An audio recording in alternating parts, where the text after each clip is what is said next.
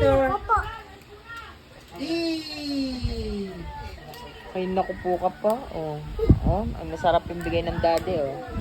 Kiss mo ang daddy. Sabi sa daddy. Di ka sabi mo.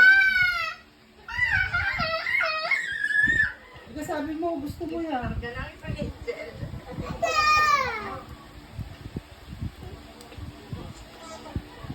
Yun. Ano yun?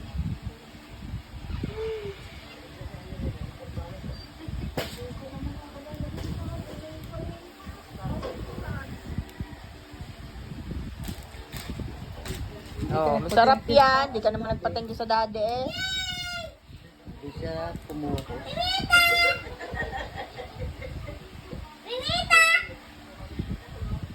Nakikita niya doon. Si Mimita.